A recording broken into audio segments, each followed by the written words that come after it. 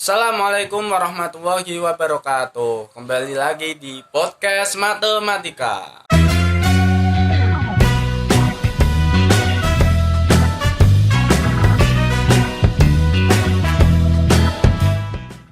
Oke.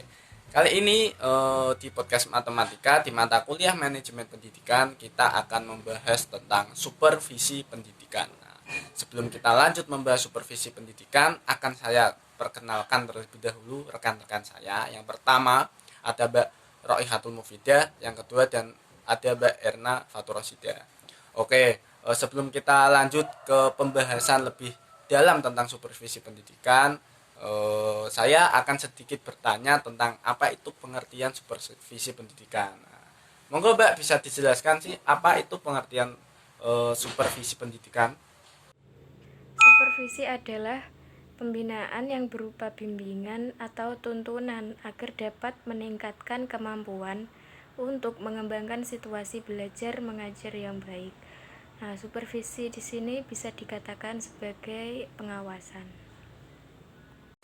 Oke, terima kasih Mbak. Jadi supervisi pendidikan itu seperti semacam pengawasan terhadap proses pengajaran di sekolahnya, Mbak. Mungkin dari bagaimana guru berinteraksi kepada siswanya, seperti itu ya, Mbak.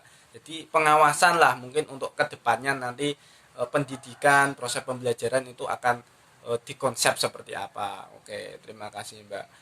Terus selain pengertian supervisi pendidikan nih Mbak, bagaimana sih bagaimana sih fungsi dan tujuan dari supervisi pendidikan itu? Nah, untuk fungsi supervisi secara garis besar itu dikelompokkan menjadi 3 bidang, yaitu fungsi kepemimpinan, kepengawasan, dan pelaksana. Yang pertama yaitu fungsi kepemimpinan. Fungsi kepemimpinan ini melekat pada seorang supervisor karena dia adalah pemimpin. Yang kedua yaitu fungsi kepengawasan, yang tugas pokoknya yaitu melakukan pengawasan. Kemudian yang ketiga yaitu fungsi pelaksana. Fungsi pelaksana ini terdapat pada supervisor karena ia adalah pelaksana di lapangan, dan dalam istilah bakunya adalah pejabat fungsional. Sama halnya dengan guru dan kepala sekolah. Tujuan supervisi pendidikan adalah sebagai perbaikan dan perkembangan proses belajar mengajar secara total.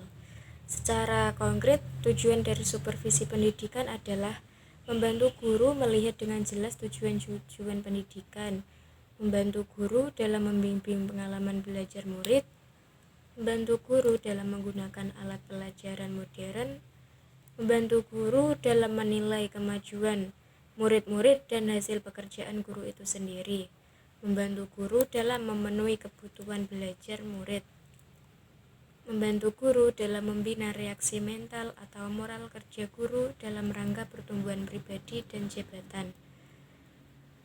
Selanjutnya, membantu guru di sekolah sehingga mereka merasa gembira dengan tugas yang diperolehnya.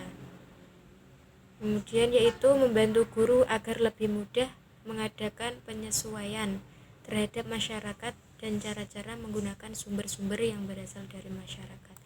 Yang terakhir adalah membantu guru agar waktu dan tenaganya tercurahkan sepenuhnya dalam pembinaan sekolah. Oke, jadi ada banyak ya Mbak ya tentang mengenai konsep dan fungsi supervisi pendidikan itu. Mungkin salah satunya ya untuk fungsi supervisi pendidikan mungkin salah satunya itu meningkatkan semangat kerja kepala sekolah, guru dan staf sekolah yang berada di bawah tanggung jawab kewenangannya. Mungkin salah satunya seperti itu. Oke, terima kasih. Nah, untuk pertanyaan selanjutnya nih Mbak, eh, bagaimana sih konsep dasar dari supervisi pendidikan itu? Mungkin bisa dijawab. Nah, konsep supervisi. Konsep supervisi pendidikan secara historis diawali dengan konsep supervisi tradisional atau kuno, yaitu kerjaan mengawasi untuk mencari kesalahan dan menemukan kesalahan dengan tujuan untuk diperbaiki atau dihukum, dan apabila sudah sesuai dengan aturan akan mendapat hadiah. Kita mengenal istilah supervisi sebagai penilaian, pemeriksaan, pengawasan, dan hal-hal yang berbau suatu hubungan dari atasan ke bawahan. Nah, konsep supervisi tradisional ini disebut supervision, yang artinya tugas memata-matai untuk menemukan kesalahan. Oke, terima kasih Mbak tentang penjelasan mengenai konsep dasar supervisi pendidikan. Nah, untuk pertanyaan selanjutnya nih Mbak, apa saja sih jenis-jenis dari supervisi pendidikan itu? Adapun jenis-jenis supervisi pendidikan ada 3 macam, yaitu supervisi umum, supervisi pengajaran, dan supervisi klinis. Untuk yang pertama, supervisi umum. Supervisi ini dilakukan terhadap kegiatan-kegiatan atau pekerjaan secara tidak langsung yang berhubungan dengan usaha perbaikan pengajaran, seperti supervisi terhadap kegiatan pengelolaan bangunan dan perlengkapan sekolah atau kantor-kantor pendidikan. Supervisi terhadap pengelolaan administrasi kantor, supervisi terhadap pengelolaan keuangan sekolah atau kantor pendidikan, dan lain sebagainya. Jadi supervisi umum ini adalah supervisi yang dilakukan terhadap kegiatan yang berhubungan dengan usaha untuk memperbaiki belajar mengajar, proses belajar mengajar. Untuk jenis supervisi yang kedua adalah supervisi pengajaran, yaitu kegiatan-kegiatan kepengawasan yang ditujukan untuk memperbaiki kondisi-kondisi baik personal maupun material yang memungkinkan terciptanya situasi belajar mengajar yang lebih baik demi tercapainya tujuan pendidikan. Supervisi macam ini biasanya lebih mengutamakan kegiatan kunjungan kelas untuk mengobservasi proses belajar mengajar di kelas.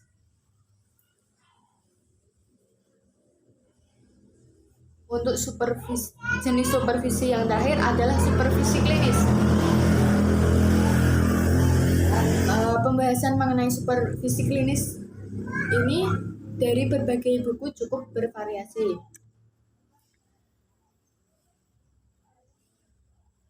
Menurut Ngalim Purwanto, supervisi klinis ini termasuk bagian dari jenis supervisi pendidikan yang sejenis dengan supervisi pengajaran. Istilah supervisi klinis ini diambil dari istilah kedokteran. Tujuannya agar terinspirasi dari keakraban yang terjalin seperti halnya seorang dokter dan pasien yang mengeluhkan penyakitnya. Supervisi klinis adalah bentuk supervisi yang difokuskan pada peningkatan mengajar dengan melalui siklus yang sistematis dalam perencanaan, pengamatan, serta analisis yang intensif tentang performa mengajar yang nyata, dan tujuannya adalah mengadakan perubahan dengan cara yang rasional. Oke, terima kasih sekali, sangat jelas sekali Mbak atas jawabannya. Di sini Mbak, saya akan sedikit menerangkan tentang teknik nih. Menurut saya nih ya Mbak, teknik supervisi pendidikan itu ada banyak Mbak. Teknik supervisi pendidikan. Yang pertama itu ada teknik perseorangan, ada juga teknik kelompok, ada juga teknik langsung dan teknik tidak langsung. Untuk yang pertama nih tentang teknik supervisi pendidikan di bagian perseorangan, teknik perseorangan ya. Yang dimaksud dengan teknik perseorangan atau individu ini supervise yang dilakukan secara perseorangan. Jadi individu. Salah satunya ada 5 tentang supervisi perseorangan, tentang teknik supervisi perseorangan. Yang pertama adalah mengadakan kunjungan kelas atau biasa disebut dengan classroom visitation. Classroom visitation ini merupakan kunjungan yang dilakukan oleh supervisor atau kepala sekolah atau pengawas untuk melihat atau mengamati seorang guru yang sedang mengajar. Nah, jadi seorang kepala sekolah itu mengamati guru. Tujuan dari observasi ini, nah itu bagaimana guru mengajar, masih terdapat kelemahan atau kekurangankah yang sekiranya masih perlu diperbaiki. Ya, seperti itu. Jadi untuk mengevaluasi pengajaran seorang guru nantinya. Yang kedua ada mengadakan kunjungan observasi, ya, atau biasa disebut dengan observation visit. Nah, guru dari suatu sekolah diberi tugas untuk melihat atau mengawasi seorang guru yang sedang mendemonstrasikan cara-cara mengajar suatu mata pelajaran tertentu. Nah, misal cara menggunakan alat atau media yang baru seperti audio visual aids, cara mengajar dengan metode tertentu seperti sosiodrama, problem solving, diskusi panel, atau metode penemuan yaitu discovery. Yang kedua ada percakapan pribadi. Percakapan pribadi merupakan dialog yang dilakukan oleh guru dan supervisornya yang membahas tentang keluhan-keluhan atau kekurangan-kekurangan yang dikeluarkan oleh guru dalam bidang mengajar. Di mana di sini supervisor dapat memberikan jalan keluarnya. Selanjutnya ada mengunjungi sekolah lain atau biasa disebut tentang intervisitasi. Teknik ini dilakukan oleh sekolah-sekolah yang masih kurang maju dengan menyuruh beberapa orang guru untuk mengunjungi sekolah-sekolah yang ternama dan maju dalam pengelolaannya untuk mengetahui kiat-kiat yang telah diambil sampai sekolah tersebut maju. Selanjutnya ada menyeleksi berbagai sumber materi untuk mengajar. Teknik pelaksanaan supervisi ini berkaitan dengan aspek-aspek mengajar dalam usaha memberikan pelayanan profesional kepala guru atau kepala sekolah. Supervisor pendidikan akan menaruh perhatian terhadap aspek-aspek proses belajar mengajar sehingga diperoleh hasil yang efektif. Selanjutnya ada menilai diri sendiri. Nah, untuk menilai diri sendiri ini, guru dan supervisor melihat kekurangan masing-masing. Nah, yang mana ini dapat memberikan nilai tambah pada hubungan guru dan supervisor tersebut. Untuk selanjutnya ada yang teknik kedua yaitu tentang teknik kelompok. Nah, teknik kelompok ini merupakan supervisi yang dilakukan secara kelompok dengan menggunakan beberapa strategi. Di antaranya nih, yang pertama, mengadakan pertemuan atau rapat. Nah, ini biasanya sering sekali dilakukan oleh dewan guru maupun kepala sekolah. Kepala sekolah menjalankan tugas sesuai perencanaan seperti mengadakan rapat kepada guru dalam rangka supervisi yang berhubungan dengan pelaksanaan pengembangan kurikulum. Yang kedua ada mengadakan diskusi kelompok atau biasa disebut dengan group discussion.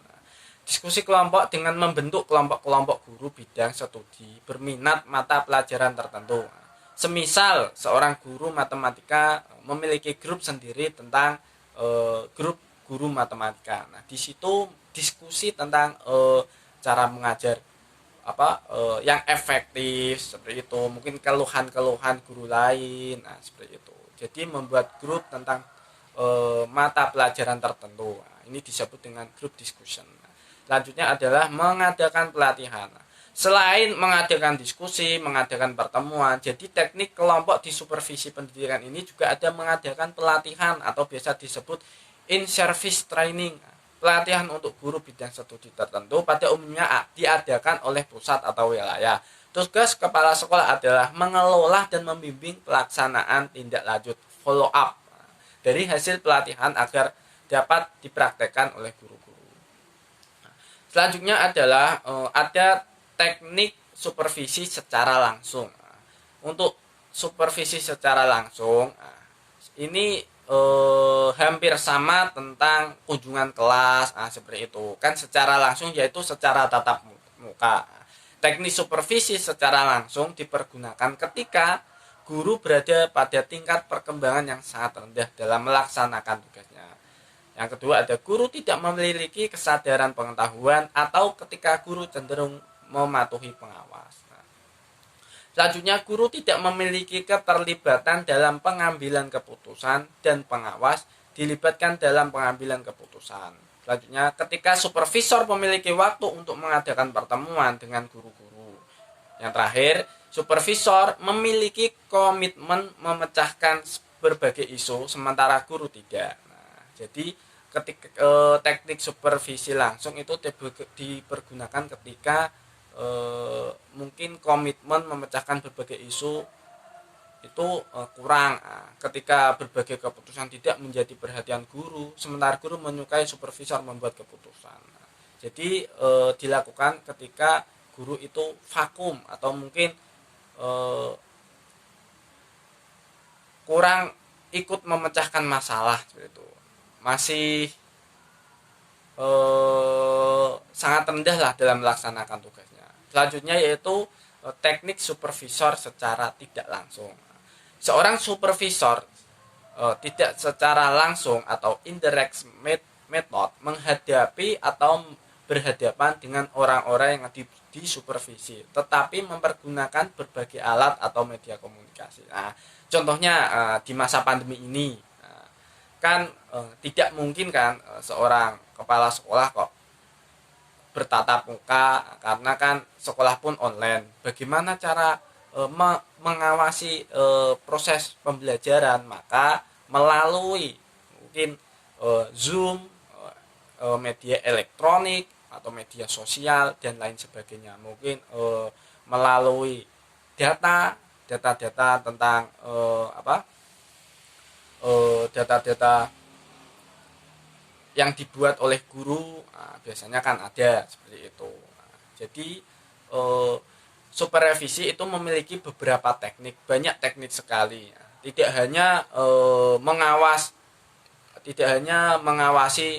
di dalam kelas, tidak hanya mengadakan pengawasan ketika rapat, akan tetapi banyak lagi, ada tadi tentang mengawasi di media sosialnya dan lain sebagainya. Oke, terima kasih untuk Mbak Raihatul Mufidah dan juga Mbak Erna Fatur Rosidah. Oke teman-teman, cukup itu yang bisa kami sampaikan. Kurang lebihnya kami mohon maaf. Sampai jumpa. Wassalamualaikum warahmatullahi wabarakatuh.